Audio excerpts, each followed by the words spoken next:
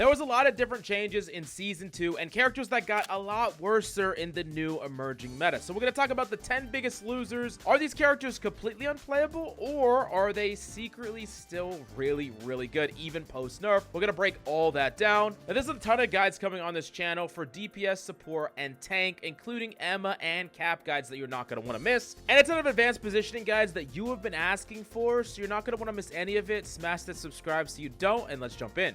Now, the first character we got to talk about is Bucky. Bucky did receive some pretty sizable nerfs, and let's talk about exactly how much that changes him in the new meta. From a nerf to his hook with an additional 4 seconds, and then on top of that, now his ultimate's less likely to burst through support ultimates with a higher threshold, and the synergy with Rocket is no longer there, replaced with Cap, a synergy that's good, but doesn't naturally fit Bucky nearly as much and isn't as abusable as the Rocket synergy. Bucky is no doubt weaker than he was before. Now, is this character unplayable? Absolutely not. This character in the hands of someone that is good is still going to be able to dominate and still going to be able to pull off many of the same plays that they did before.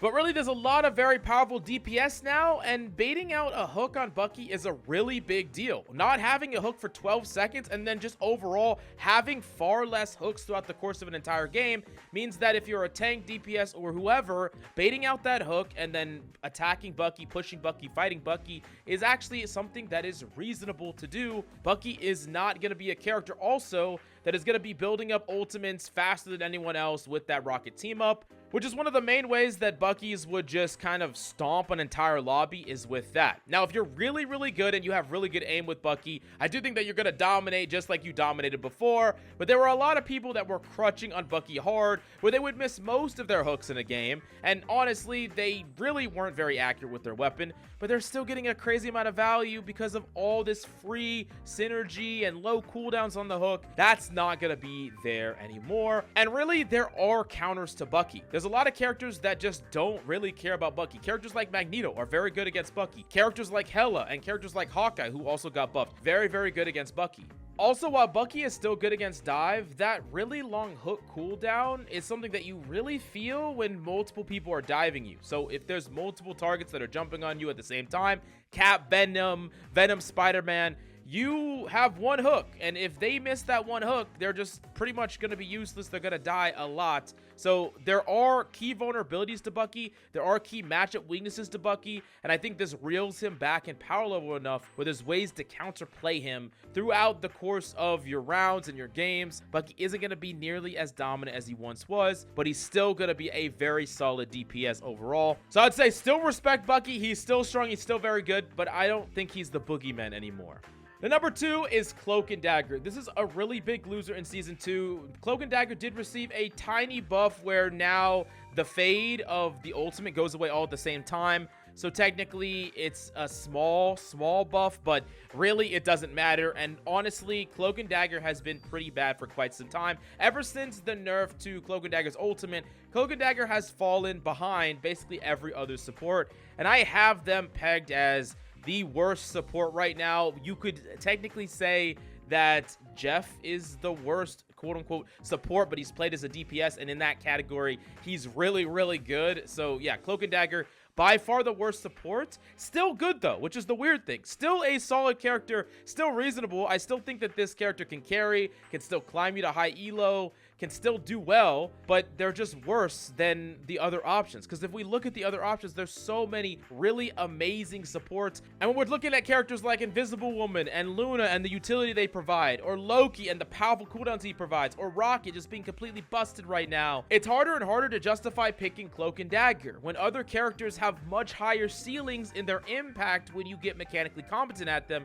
And even a character like Rocket right now being so good that doesn't require crazy mechanics, I think is going to be more reliable and better. So if you're really married to Cloak and Dagger, then you could definitely grind and lock this character and be just fine. But I will say that this is one of the worst seasons for Cloak and Dagger in quite some time, basically since the start of the game. And there are so many really powerful supports that come to mind before Cloak and Dagger if you're looking for a new character to main. The number 3, another big loser in Season 2, sadly, is Thor. Thor is a really, really big loser in Season 2, and it's really due to the fact that The patch notes were read wrong by a lot of us because of the anchor bonus change. So what is actually happening to Thor is that Thor's losing 25 HP, not gaining 100, and now Thor gets slightly more movement speed. And that slightly more movement speed is cool. It's nice. It's what Hulk got as well.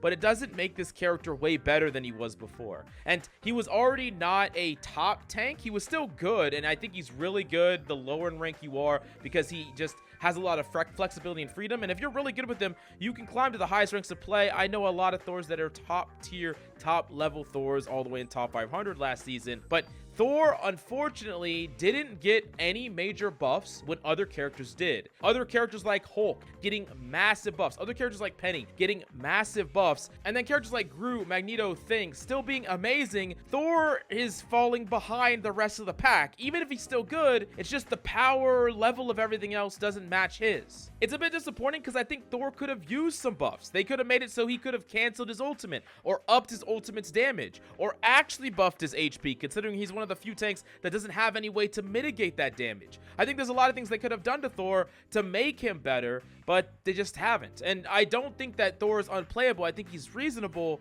but with all the weaknesses that come with this kit, like his inability to be a solo tank very efficiently, the fact that he just can't hold open space for very long, and something that I found out recently, Emma destroys Thor. I've been playing a lot of Emma. I've gotten to a point where I think I'm pretty good at the character, considering I was playing against some top 500 players that were constantly banning my Emma, and this character completely demolishes Thor. If Thor even pauses for a single second, you choke slam Thor, kick him into your team. And if you didn't know this, by the end of the diamond form, you get another kick or another grab, and then you just grab Thor again and slam him again.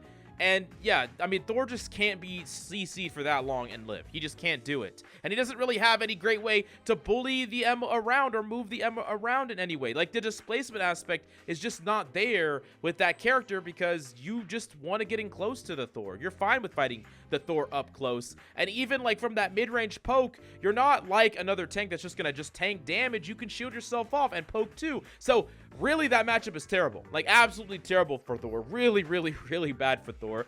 And then, like, in general, Thor has gotten kind of power crept out of the game in a couple of ways. So I know this is going to be frustrating for you Thor players, and I'm not telling you to not main Thor because I know Thor is super popular, and I'm still going to play Thor because I love Thor, but this guy needs some buffs. I really do believe that he needs some buffs, and he is a big loser in Season 2. This is going to be one of his worst seasons.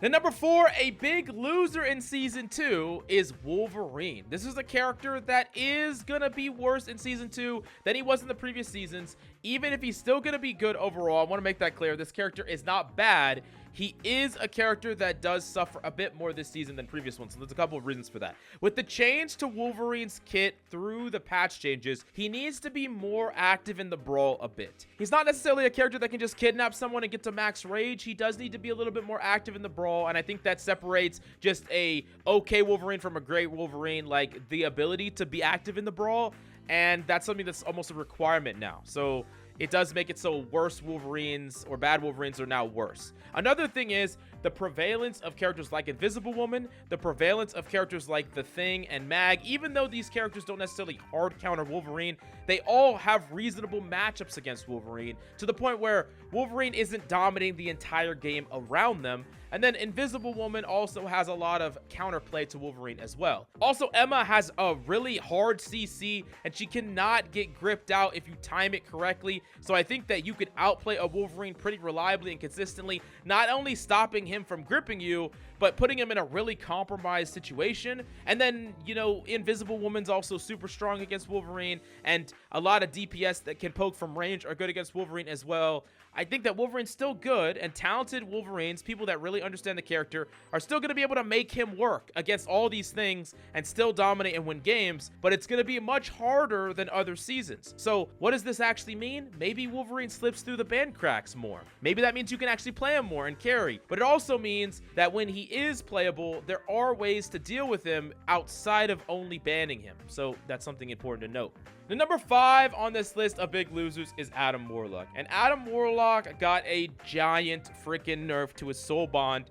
Not 30 seconds now, it's 40 seconds. A 10-second nerf to soul bond is crazy. This means that if you ever use this early, you're kind of screwed. You're really, really in a very bad position with Adam Warlock, and most of the time what you're going to need to do is just be super conservative with it, because you really want to use soul bond specifically for ultimates, not dive engages or anything like that, but it's too easy for you to get forced to use it or else you die. And that's a really bad situation to be in. Now, if you're cracked at Adam Warlock mechanically and you're playing him in the res comp, I think he could still be good, but he's still going to be weaker than he was before. And also, I just think in general, he's going to be really hard to play not in the res comp. Like before, he was actually reasonable not in the res comp.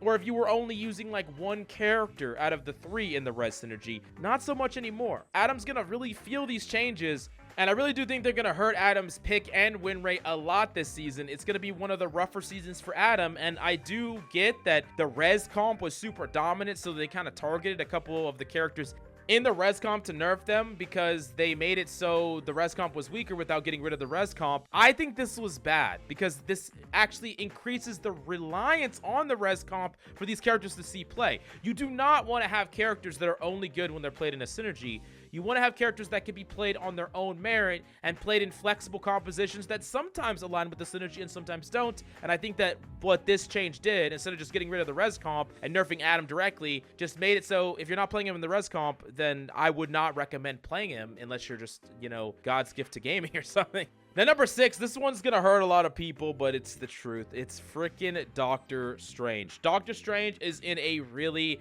bad state on this patch, and there's a couple of reasons why. His damage is just hurting everything about him. From his combos to his one-shot capabilities when he uses his ultimate to his ability to build up his ultimate fast enough. Yeah, he's tankier, but that's not enough to make up for the giant nerfs to everything else about his kit.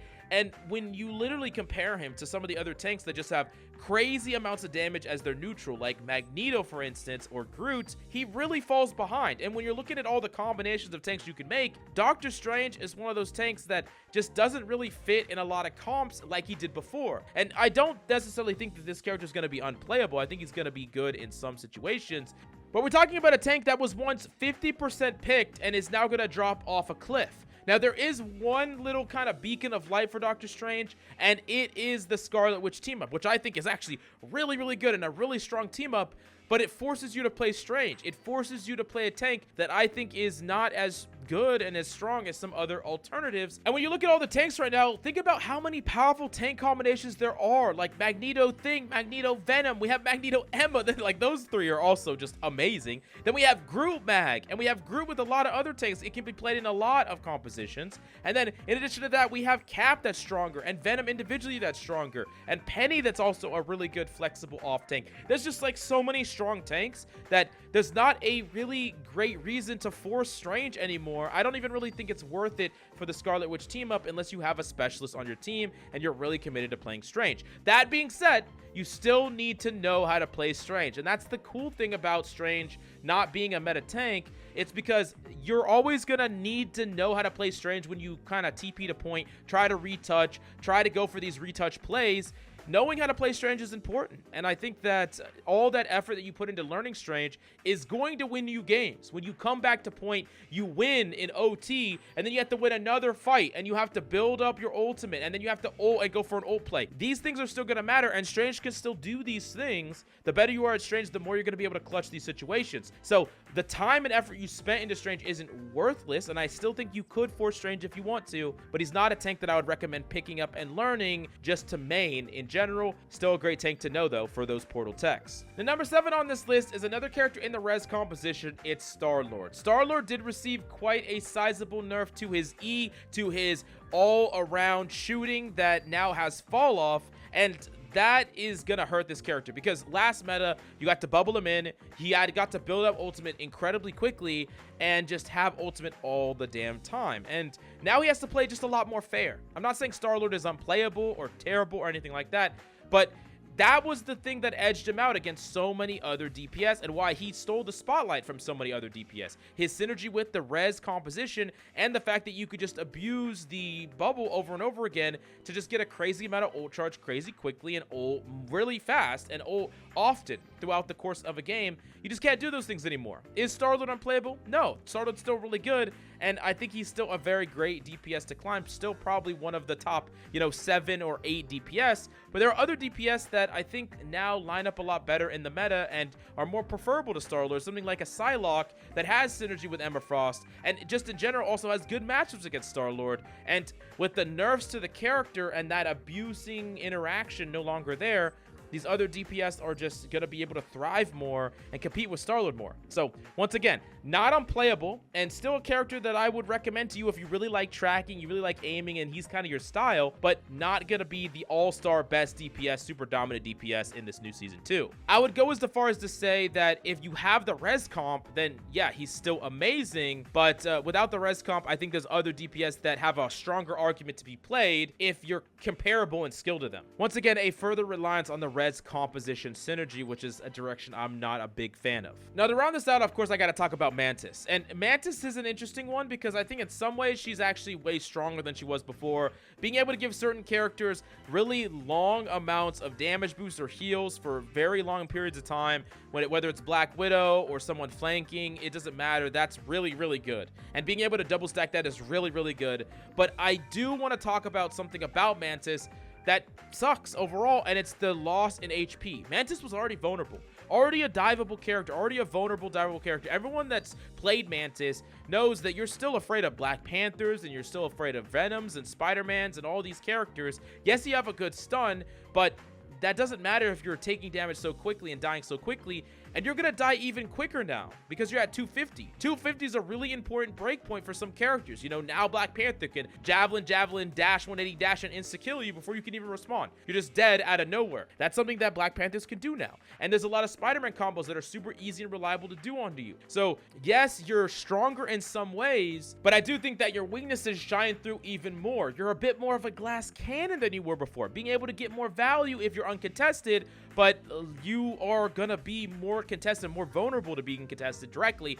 by dive characters that have less counters flying around right now in Season 2. So double-edged sword, glass cannon, Mantis is, and with the combination of being weaker in that res comp because there's Star-Lord nerfs and Adam Warlock nerfs, I think overall it kind of paints the picture of the res comp characters being almost more reliant on the res comp than ever. Mantis is still good, still strong, but in some ways has some huge vulnerabilities to her overall. Now, I did want to talk about some characters that did receive nerfs that are ultimately not going to affect their viability just overall in the meta. So the first one is Mag, got an ultimate nerf, and then he also lost his team up with Scarlet Witch. But here's the thing. He gained a synergy with Emma Frost, which is just going to be a much more reliable and powerful and meta character than Scarlet Witch was. I can tell you that right now. And these kind of fit perfectly together, and the synergy is really good. Being able to give double bubble, it's a really good, nice thing to have against dive and things like that. Just extra shielding overall is just great. Doing a mini Hulk impression, but one of them is targeted. So maybe not as fun as the Scarlet Witch synergy, but going to be on a more meta character, going to be more played, and going to be better overall. So that's actually a good thing for Mag to get the new synergy. And while yes, that ultimate nerf does sting a bit, now Star-Lords won't get ultimates nearly as fast. You'll still have it at about the same pace in order to cancel out part of that Star-Lord ultimate, the starting animation of the Star-Lord ultimate, so your team can get to safety, which was important. And Mag was like the best 1 or 2 tank in the game, and a small ult nerf to the character is not gonna dethrone that when he got all these extra goodies to play alongside Emma Frost as like the perfect duo to Emma Frost. So this means that Mag might ultimately be better actually in this new season. Maybe a bit more competition because there's a lot of other tanks that got buffed, but ultimately the nerfs didn't hit him very hard, and I think he's actually just as good if not better than he was last season. Now Loki is another interesting one because Loki did get a 5-second nerf to his totem, and I think Loki is actually better than the previous season because characters like Adam got nerfed, the characters in Rescom got nerfed, Mantis got an HP nerf, and all of that means that Loki's survivability and utility shine through more now. He was already a top 1 or 2 support in the game, and those 5 seconds are not going to dethrone him in any meaningful way. We talked about this a little bit in our winner's guide if you want to get some more context to that, but Loki's still going to be amazing even though he received a nerf. And the last character we're going to talk about, of course, is Invisible Woman. Same thing, a character that got a 50 shield nerf. Is that a real nerf? Yes. Is it going to really matter? No. This character was a top 3 support before and is still going to be a very powerful support now. That's why it's important to not just look at buffs and kind of say whether a character is better or worse. It's important to look at the whole context of how good they were versus how good they are, and look at the context compared to all the other characters. And really, Invisible Woman, Loki are going to be just as good, if not better, than they were in the previous season, to be honest with you. Now, let me know if there was any big loser that I missed on this list, or some losers that you would disagree with me on. Let me know down below. Smash that like and subscribe if you enjoy the content, and I'll see you later.